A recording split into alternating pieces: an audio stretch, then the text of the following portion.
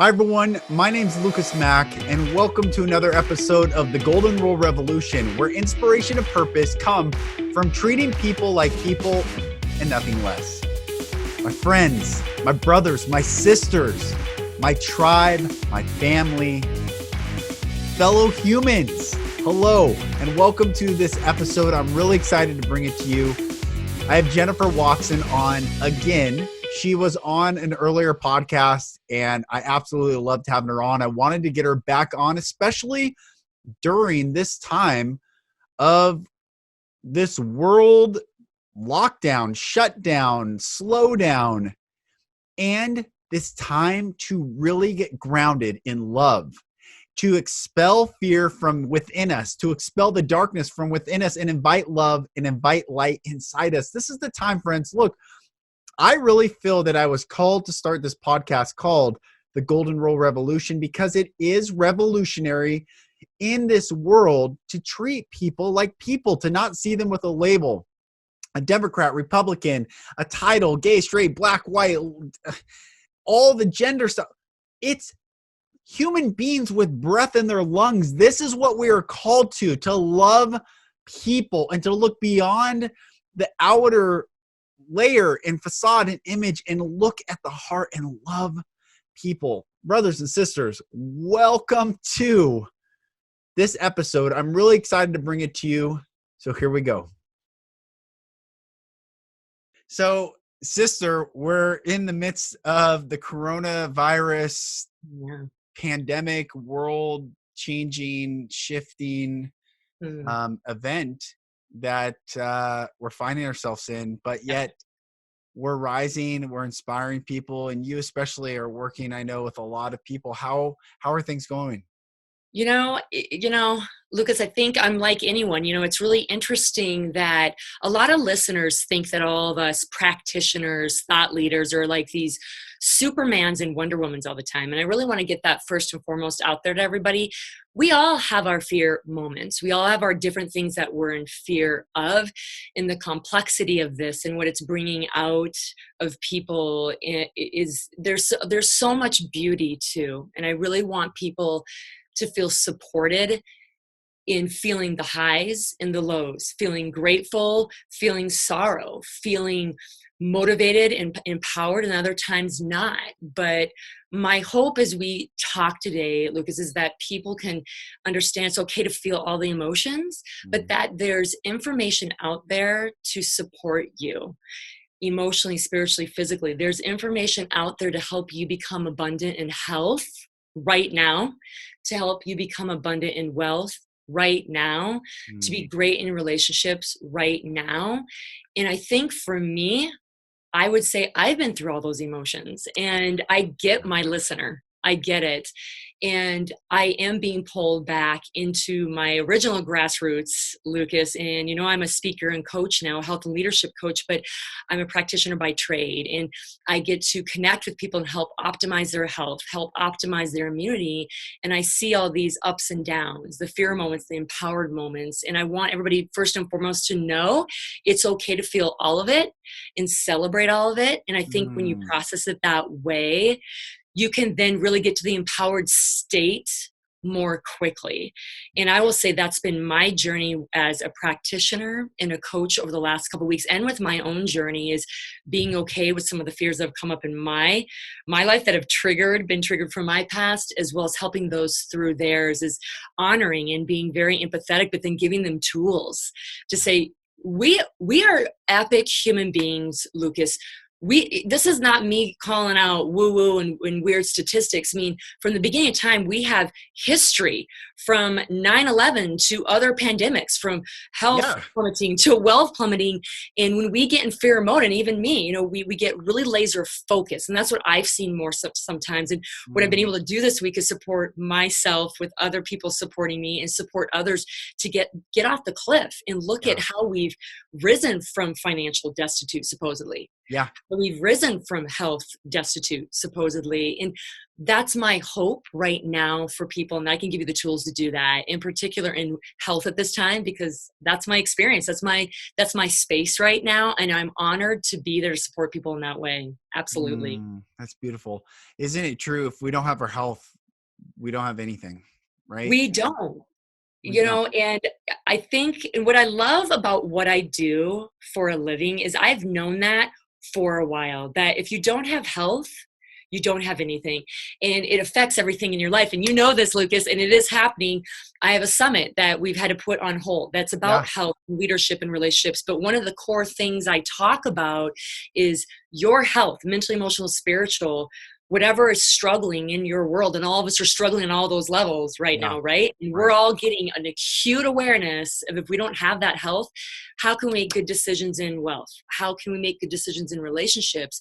Really containing and supporting in abundantly moving our health into a good space, even now. And again, it Right. can happen even now, is so important. And that's why I'm a health and leadership coach. It starts Yeah. with health. And that's how I start with everyone. Even if when I have a lot of high achieving men and women that I coach, and they think they have all their shizzy together. And when they start working with me, just like I have a coach, you start getting really humble on things you can work on to refine your health, to be even more profound in that. Because when you are solid here, I'm telling you, the world is at your feet. Yeah. I mean that. The world is at your feet. And one thing that is really, I've tapped into a little bit more, even as a practitioner, is the emotional, spiritual piece. And there's a lot of spiritual restlessness right now, Mm. and I think that's coming from, and what I've seen with some of my clients is this fear of death, right? Yeah, And we for all sure. we all have that. But when we put death in its space, when we understand that we are powerful beyond measure, you know I believe the devil, or whatever you see it as, or the evil that's coming across, or if that's what you see it as, it bows at your feet. Yeah. When Yeah. you're empowered with what you know is true about your life, in your spirit, your spiritual self, your path, your purpose, your vision, which Right. to me is your most important side of health, you really don't view death the same way, because Yeah. you're just more focused on living this life with the beautiful gifts that you've been given, and you're on fire about Right. it. And I'm just seeing people really question that side, that spiritual side, because they're questioning death. And Yeah. I find if you shifted into this powering state, Lucas, of spiritual autonomy with yourself and what you truly believe, evil, devil, whatever you're seeing as this negative thing really bows at your feet, because it Yeah. realizes you get it, that your life is really yours to have. And that includes in health, and especially in spiritual and emotional health right now. Yeah. You and I on, I think we talked about it on the last episode that we did together. We Yeah. talked about our spiritual upbringings and religious upbringings. But the way I look at this right now is people who have allowed someone else's narrative to contain their worldview are like fish in a fish in a fishbowl Mm, inside the ocean. So yeah. they've swam around in water. They swam around in this little fishbowl, and then fish from the outside are coming up and saying, "Do you want to come? You want to come experience real life and all the things?" And the fish are like, "No, I can't. I got to stay in here."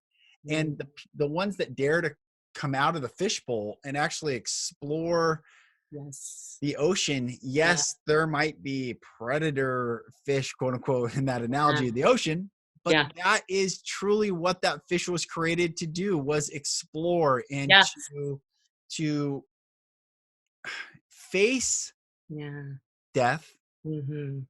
And I don't believe we can truly live, and I mean Mhm. live, live, Yeah. live, Yeah. until we come to that place of, what is my death? What am I? Where did I come from? Yeah. Where am I going? What is this time and space? Yeah. Um, these are the questions that, if we allow someone to put us in that fishbowl, it might feel good, but then we look outside that fishbowl and like, wait, there's a whole world outside of this Yes. containment. Yes. And I think people are leaving the bowl right now, Mm, and they're able to really square it down. And we talked about this and people know listening, I attempted suicide at the age of 20. I tried Mm. and failed to take my life. Yeah. And from that moment forward, I've lived with, I haven't, I have an absolute understanding of trying to go and then Mhm. being here. Yeah. Um, and for everyone who's afraid of dying, of course, it's natural Mhm. and there's nothing to be afraid of. I Yeah. really, there's Yeah. nothing to be afraid Yeah. of. We are in here. This Yeah. body is not us. Our Mhm. mind is not us. Yes. We are somewhere behind and in and through all this. Mhm. And I really, not even in Buddhism or Hinduism, all these teachings of Yeah. other bowls, perhaps. Right. But it's just a knowing that why are we afraid of death? I think it's because an outside narrative stripped away our power of Yeah. knowing that we are before, we are now, and we are also after. We are, Yeah. and we're going to be okay.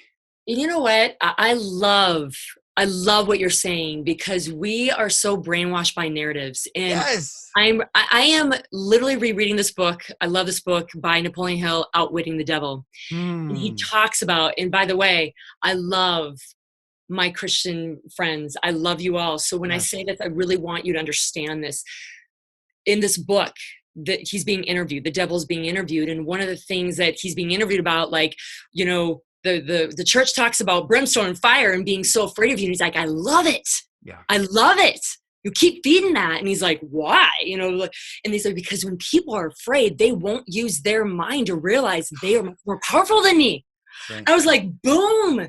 That Yeah. is so true. And I agree with you, especially when it comes to our spiritual self, which is our path purpose. And like you said, Lucas, Yeah. in and out and through us, when we start listening to all these narratives, and I do unfortunately give the example of the church, and I don't, thank God, I didn't live in that narrative of Yeah. fear, but the church is just one example. But like you said, that we get so many examples of these oppressive spiritual narratives, and it puts us in this fear mode. And Yes. supposedly it's supposed to be about we're rocking, but not really, not the way they're talking That's about it. it. And That's and it. we get so contained, like in this little fish bowl, and that's all we know. And even though it's painful, we stay because it's all we know. Yeah. So, we need people like you challenging people to get out of that bowl, and, Yeah. and other people to go, wait a minute, this doesn't make sense.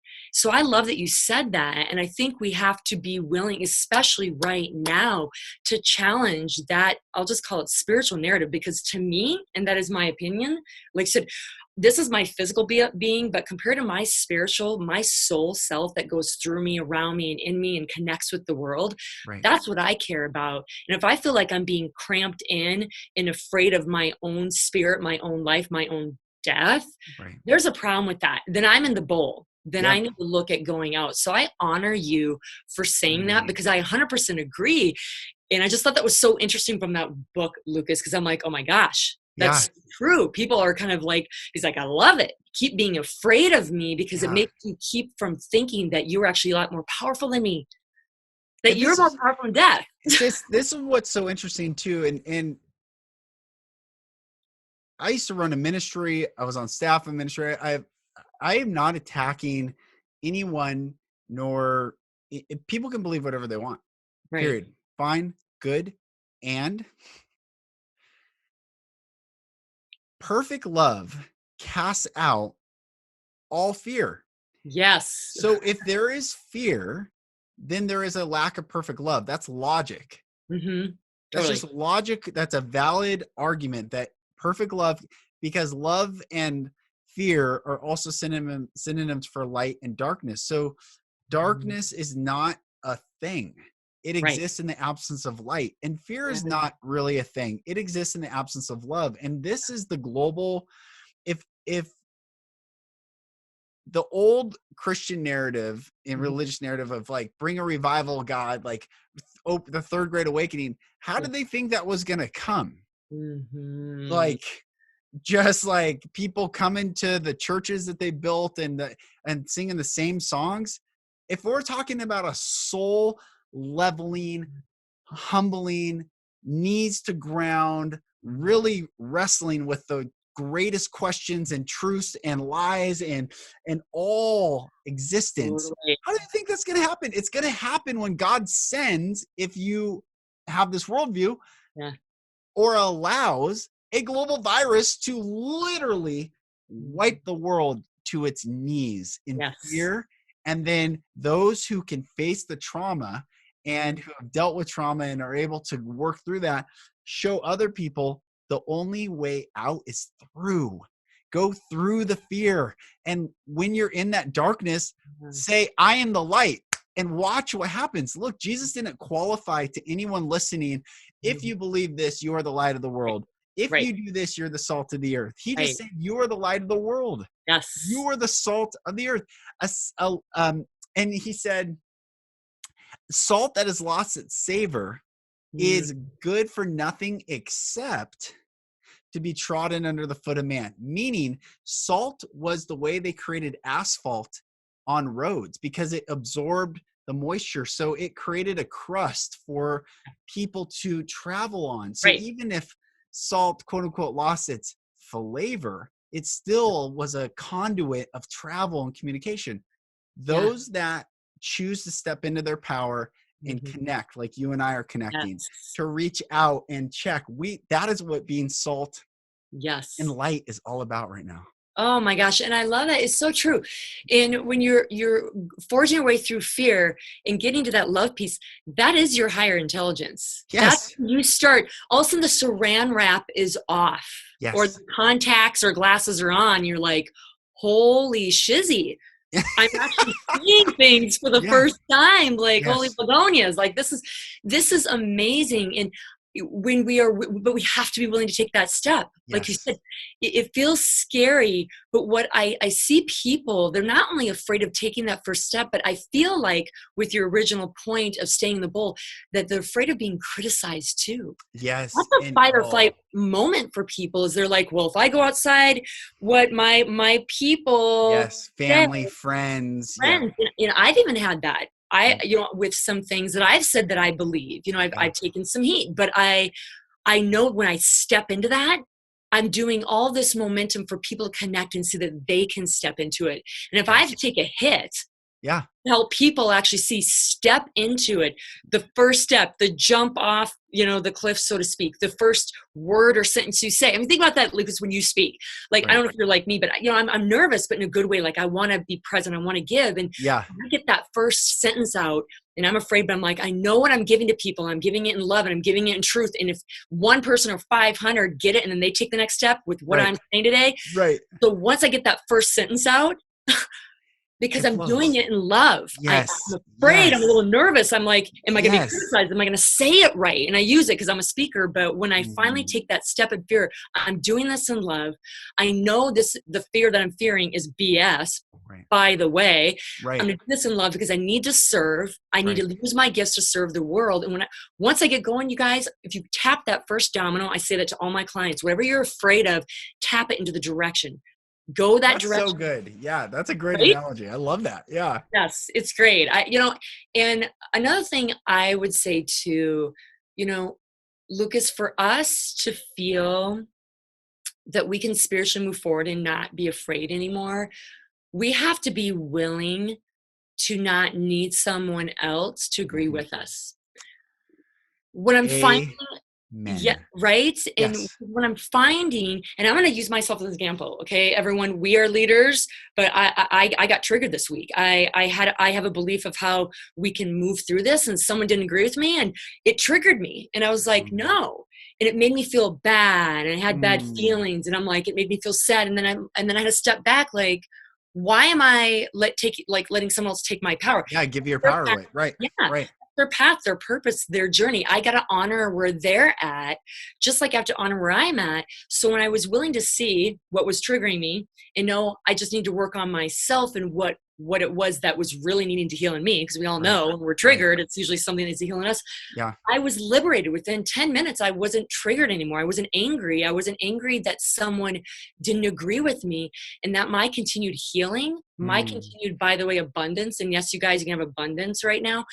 Just start soaring again, because I realized I'm like, I can't control, nor should I. That's so good. It's the only way we're going to heal individually and actually collectively, which Right. people think, well, you're saying you don't need someone's opinion.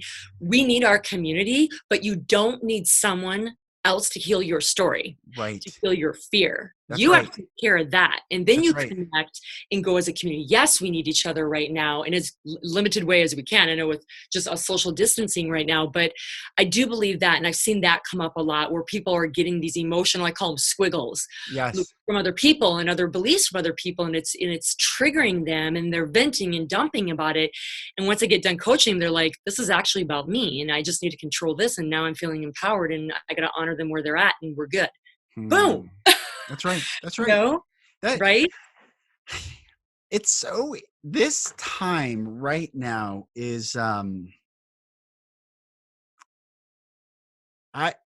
say this in compassion. I am watching religion in a way get eviscerated right now. Yes. Totally. And it's leaving a lot of people like, whoa, Yeah. what have I been giving to? What have I been tithing to? Like, wait, what is this whole thing? Like, Yeah. how much did my pastor make right now? Like, wait, what is happening? Right. And then I look at politics, which is the humanist religion Yes. on earth, which still presents a heaven-hell narrative. Yes. The Totally. politics has rejected a vertical heaven and hell and instead created a heaven and hell in a lateral left or right heaven or hell. Whether you're on the right, you think the left's hell, or you're Right. on the left, you think the right's hell. It's Right. the same false Concept. narrative. It's Yes. ridiculous. Yeah. It is so ridiculous. And what this virus, if it shows us nothing, is that anyone can get it. Yes. The rich man and the Yes. poor man, the Yes. politician and the pauper, if Yeah. that's even a term, but Right. he's in alliteration, like, Yeah.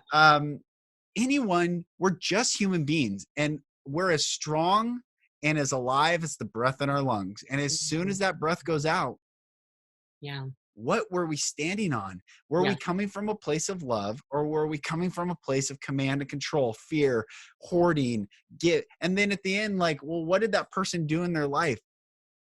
How many lives did that person touch? Yeah. And to my religious, specifically to the Christians listening, because I know there are quite a few, and I did a podcast, Why I Left Christianity to Find the Love of God, and that rocked a lot of people. Yes. Jesus said the kingdom of God is within you. It's not a left or right or up or down argument. If God loves all people, which he does, yes, all 7 billion or however many billion people are on this planet, and he loves them equally, then he is allowing everyone equally to process where they have fear inside themselves to receive the love that they so crave. 100%. That actually gives me chills. It actually makes me want to cry because I believe that. And I believe that for everyone. And I think, as we're going through this journey, Lucas, and the complexity of it, I would love you to speak a little bit because you support so beautifully, which I love, men. And in how that you guys have so many beautiful gifts, and how I also believe this virus is causing the man to step up and realize that there's a lot of different ways to step up and be strong, and it's not the narrative, and I'll call it the false narrative because you're talking about that a lot, that I'm seeing a lot of men shift and change. And I'd love you just to chat about that a little bit right now. I would love to hear your thought on that because I know that's such a desire of yours to see that shift. And I do believe all of us are being asked with their purpose, passion, and gifts to rise, women in different ways than men, and all these beautiful things. And if we allow it, we can be abundant in freaking health and wealth and so much more, but we're being asked in different ways. How would you say that men, and I'm just going to say specifically in America, because that's where you and I are at, that's what we're seeing, that's what we're working with. How would you say men are being asked to rise a different way? And as far as coaching, what are you supporting men on right now? What is their struggle of trying to redefine what manlyhood, what strength, what power, what courage is? Like, talk to me about that a little bit. I'd be curious. I think, well, talking to a lot of men, I have a call tomorrow with someone who is struggling with the fear of not being able to provide, and they have 2 kids. And I, Mm, there's a lot of the first thing is the narrative of masculinity being based on the physical body's performance, protection, strength, yeah. ability has, I think, become baselined to how do you make people feel. That no Mm, one cares. Like, the virus doesn't care if you're yeah. strong, Right. big, muscular, wealthy, gazillionaire. No one, the virus does not care. Yeah. So men, I think right now are like, well, what is it that I'm actually called to do right now? Mm, And I know the child abuse cases have gone up dramatically since the quarantines, yes. which is sad. I know domestic violence has gone up. I know the men who are angry and were angry before this, now they're feeling trapped. And so helping men understand that your the validation that these men are seeking is from showing their loved ones that they don't have to be perfect, that no one's perfect, that we're all in this together, and that it's about how we can receive each other's love right now. I think men love- are, I think men are, they're not sure. They can't fight this battle. There's not a fight. yeah. Men first, it's like that fight or flight. Men, majority, not all, Yeah. are willing to step into a fight. Yeah.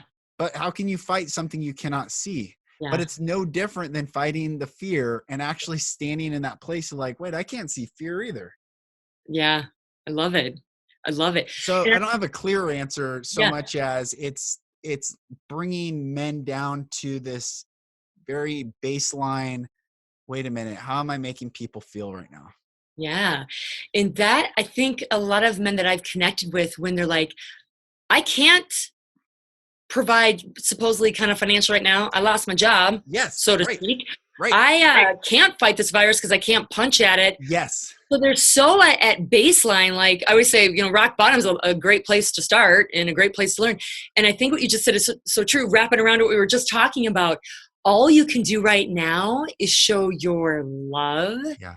your compassion to your family, the kids that are driving you nuts. And I'm telling you, I feel like I'm seeing, if men allow, and I agree with you, we're seeing a little bit more domestic violence going on. But Mhm. I think if men take the breath that they need, the support, they need Yes, counselors, yes. community as best they can during this physical isolation, but take a deep breath and understand I have an opportunity to be more powerful actually in a bigger way. Like I Yes. think it's just evolving what men can do for us. I don't know. I love that. I love your answer because I think it's still evolving. And I think It's evolving, all yeah. the work that you're doing and all the work that you're going to continue to do, even as we're transcending through this, I think is going to be gorgeous because I think it's, again, going to shake men in ways that they never were anticipating. Well, I mean, we're all being shook, right? We're We're all, all, we all yeah, had the rug pulled out from under us in some way, shape, or form. right. All of us, and we're all struggling. We're all looking at things in different ways. But I love the work you're doing. And I think Thanks. just remember that you're a person that's going to be there to support men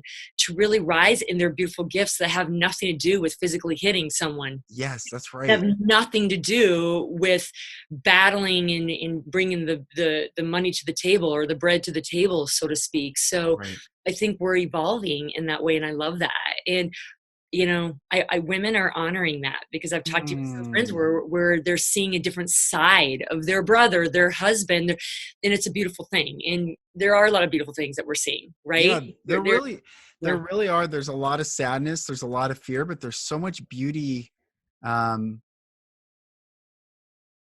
Great leaders. The pauses, I'm like, how do I say this without minimizing? yeah, Great leaders of the past mhm. have been faced with very similar Situation, situations. yeah, And and I'm going to do a Facebook Live this weekend talking about the American Civil War, and Yeah. 622,000 soldiers died in the American Civil War. And up until recently, it was more people died in the American Civil War than all wars combined in the US history.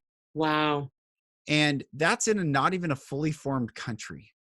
And Yeah. Abraham Lincoln, you know, who regardless of all the narrative of people, like, Right. he Right. navigated, he was at the helm, he navigated through this whole scenario. Right. And he has a famous quote that said, instead of cursing the rose bush for its thorns, rather rejoice, for the thorn bush produces roses. And that, to me, is what we are called to do right now. Instead of cursing that the life that we had is being disrupted by the coronavirus, it's rather to rejoice that the coronavirus is bringing about the life that we truly desire, to actually have gratitude for having just simply breath in our lungs, for having access to water, to have a toilet, to flush away our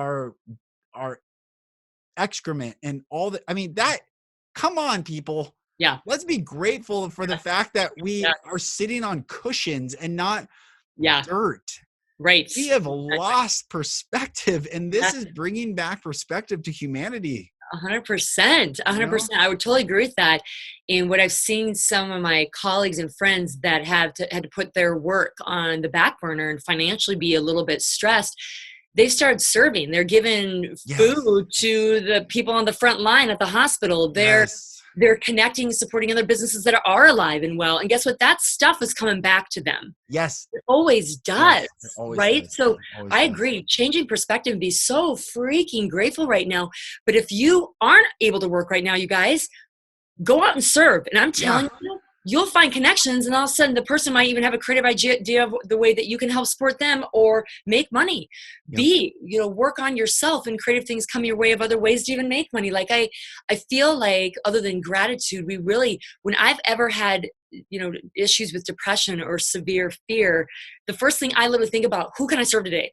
I don't care if it's just to hang out with my nephews but to go serve at the soup kitchen, or go, like tonight, I'm actually going to go get takeout. They're doing where you just basically get online and then drop by and support them because they just shut down their restaurant. I'm like, there's a way to serve, even if it's $10 of a freaking salad. You know what that makes me feel? It makes me feel that I'm contributing to someone, and they receive that, and I receive that. And I'm already thinking of creative ideas, by the way, that we're going to get together and do a collab. Because she's all of a sudden I realized that she does a lot of health and wellness. I'm like, that's so cool. So I feel like, besides this gratitude, that I feel like you're right, has been such a missing piece for Americans, is really coming back to just, if you can't even go anywhere else, just serve. Call a friend, see how they're doing. Give $10 to the local restaurant that maybe had to shut down for a while. Call a friend. How are you? How are you? You know what I mean? Just simple stuff like that. And it's this balance. And I have to say, we talked about this, Lucas, we all have our up and down days. We're mourning the people that have been lost in this, in the struggles, and not just the physical loss of someone that's died, but, job losses and the transition, but we're also flipping it, right? And gratitude, look at everybody coming together. And there's so many beautiful examples we could probably spend 5 minutes on. But I have to say, the last couple of days, it's been on my heart. And I guess maybe that's one thing we can even end with, Lucas, is, there are people stuck at home right now that really are struggling in everything from, yes, you guys, it's true, domestic violence is going up right now. Those with mental wellness issues, me, that's my bread and butter, Lucas. And, from my own journey, being quarantined, and especially if you live by yourself, that's tough. That's tough. And even those that maybe, like I said, are living with even, family members that they're already struggling with, and now they have to be around them all the time, whatever. That's right. I want to know your opinion on this and what you would give to people to kind of help shift them, because there's a reason why, and not to be totally Debbie Downer here, but why maximum security prisons for the biggest criminals is solitary confinement. Yeah. There's a reason, because ultimately, we're meant to connect. And obviously we're doing everything we can to Zoom call and Skype and do as much as we can to connect with people during this time of quarantine. but I've had people cry out to me, from friends to people I'm coaching, that are really struggling, Mm, and just really struggling in their issue, whether it be alcoholism, abuse, yeah. verbal abuse, Yeah. mental wellness in general. And I don't know if you've gotten that, but Lucas, I would love just your thoughts on some easy things to do to help them during this time, to reach out and just kind of support them, because they need that right now, because we don't know when this is going to totally end, right? We're Right. all in this kind of like in the dark a little bit, that they can still have power Yes. even at home. Okay. What would you say? I will say what I'm doing. And Mhm, for me, it's been incredibly effective for not just me, but the people that I've reached out to. mhm, You said it. We have to focus out. mm, Have to. I rarely would say the word have to yeah, do anything, but this is a time we have to focus out. yeah, And so for everyone listening, this is what I'm doing. And this is what I recommend doing mm, is keep your schedule. Get mm, up still at the same time you are always getting up. Get up. yes, yeah, Meditate, pray, and give gratitude that you are awake, that you mm, are alive, and that you are healthy and well and mhm, able. yeah, Second thing is, I have a list of people that I reach out to every single day. it, Every single day I reach out to these people, and sometimes they respond, sometimes they don't.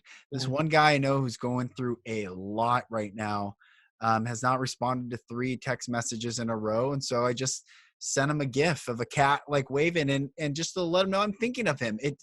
It's focus out, reach out to people and yeah, ask how they're doing and what you can do to support other people. And I'm doing 5 people a day. I recommend doing 5 a day. The yeah, other thing that we're doing in our family and our home is handwritten letters to people. We're taking pictures of them and then sending them to people. So texting the picture of a handwritten letter to people, so they know that we're thinking of them. mm, And then the other thing is, if you cannot, there's people then in high rises and apartments that don't have easy access to nature. yeah, So if right, they can't get to nature, I have an answer for it. But if you can get to nature, for those that can, as woo woo and hippie and wild as this sounds, touch a tree. yeah, I'm not totally, kidding. Touch it. yeah, Like, feel yeah, this is earth. You're part of earth. This is, mm, Jesus said, does the lily of the valley worry? Does the sparrow? Nothing, none of this is worrying. yeah, And it's part of nature. yeah, We are part of nature, and we need to remind ourselves that we get to be grounded in this. And then for those that can't touch a tree right now, which I mhm, acknowledge that a lot can't, just put your hands on the carpet or get on the ground and feel the ground. Just yeah, be on the ground and just think of where that carpet traveled from, who made it, the people that put it in the house or apartment that you live in. Like, when you can start to focus on, it's not about you, but you are part of something larger, right, yeah. it brings things in perspective, and it makes things not as intense. Yeah. No, I literally everything that you just said, including calling people, Mm. I I actually do. And I'm doing Beautiful. it more and more, and Beautiful. I'm definitely keeping my schedule in, and I've actually also reached out to friends to do the same. Yeah. And I even want people to know something too. Ask. Yes. Yes. Ask, Yes. Yes. because for instance, all you freaking rock star, high achieving, type A, always come off that you're strong, everyone's going, you don't need anybody. I guarantee you. I'm gonna use myself as an example. Gotcha. I've called 5 friends this week. How are you? And I've said to them, like, listen, I have my days too, and I would love, Mm. Mm. even if we do a Zoom call, like just to connect, or I'd love you to call. And you know what they're in shock. They're like, I'm like, you know what? I'm human too. And Mm. that's a very humbling, beautiful thing. But I was able to serve them Yes. because they were like, I have a way now to serve back. Like Jennifer just requested something of me. So remember, when you're Mm. humble enough to ask whatever you need, Yeah. hey, sing to me, send me a dance video, or I like to have a little written, text, or even Yeah. Yeah. Skype, whatever. But also know that you're giving the opportunity to do what you just said. Yes. Think outside yourself, serve. Like, she wants me to do something for her. And I'm telling you, I agree. Other than gratitude, serve, because you still can now. Yes. And every single time I do, I kid you not, Lucas, I either get a text within a minute of me serving, I get a creative idea for work, I get a new client, and I'm not kidding you. You guys, this happens all the time. It is the law of physics, of quantum physics. When you're putting things out there to serve people, yes, it comes freaking back to you. So just eyes wide open. yes. And if that's all you can do, and that's all you can do a lot right now, like, Jen, I'm really tired, I'm exhausted. I'm like, that's fine. Yeah. Call, talk, move, dance, meditate, just small things. Yes. And I love that. But I do all that you said. I love that you do that. And my other thing is, I ask. I encourage people to ask, because everyone's different on what soothes them, what makes them feel calm if they're having not a great moment. And we're all different, we all have different love languages, right? Yeah. So, and we can offer things in all that way. I'm dance, me, I love to dance. And I sit there and put my hand on my heart and my pelvis and I just dance. I sent a video of me dancing to someone. She was laughing her ass off, and I'm like, I made her laugh, I'm like, that's awesome. I was serving her. It felt so good. And then I was also getting something because I love to dance. So it's just little things, even now in our quarantine moments, so to speak, that we can do. And I totally second all the things you said. And then the other is just like said, ask. Yeah. It needs to be done, because we all don't know what each other's totally struggling with. And let's just be honest, as the saying goes, we don't know what's happening behind closed doors. We don't truly know what you need. Yeah. So, tell me, ask, whatever. And I think that's beautiful. But anyway, oh gosh, Lucas, we've gone through so much, listeners, and I hope you have enjoyed this, because Lucas is amazing. And I always enjoy connecting with you. Lucas, you always have these really amazing, enlightening moments. Like, half the time I'm scribbling down what you're saying. I'm like, that's a great point. I love it. And I want our listeners to just get so much joy and feel joyful after this podcast, because we need joy in our life. We always do, but we definitely need it now, right? That's right. Thank you, sister. Thanks for coming on. Thanks for your friendship and your leadership and your support. Yes, absolutely. I love you so much. And thanks for just connecting with me today. You go. You go too. I hope this episode blessed you. I hope you feel inspired. If you are struggling, listen, I want to talk to you directly right now. If you are struggling, reach out to me, lucasmack.com. Reach out. I'm offering free 30-minute coaching calls, one call to anyone that reaches out. I will help you. I will support you. Look, growing up, I grew up in utter darkness. Utter darkness. I was afraid for my life. I was abused. I have gone through it. And I am here today to tell you that light always wins. Love never fails. Brothers, sisters, hear me. Light always wins. Love never fails. If you are struggling, if you're feeling depression, despair, fear, anxiety, reach out. It's time for you to get coaching. It's time for you to open up, crack wide open, and let love and light inside you. My name is Lucas Mack. This is the Golden Rule Revolution. I want to thank again Jennifer for coming on the podcast. Reach out to her as well, Jennifer Watson. Look her up.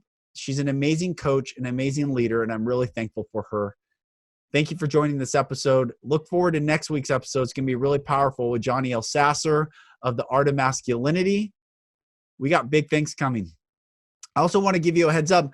I had another podcast going called the Vulnerable Hero. The Vulnerable Hero was my journey of healing. And I posted and I shared and I helped a lot of men and women, but specifically it was geared towards men. I'm going to release all those episodes in this podcast. So look for those here as well coming up. You're going to have a lot of content to chew on, digest, and heal. My friends, thank you. And I'll talk to you very soon.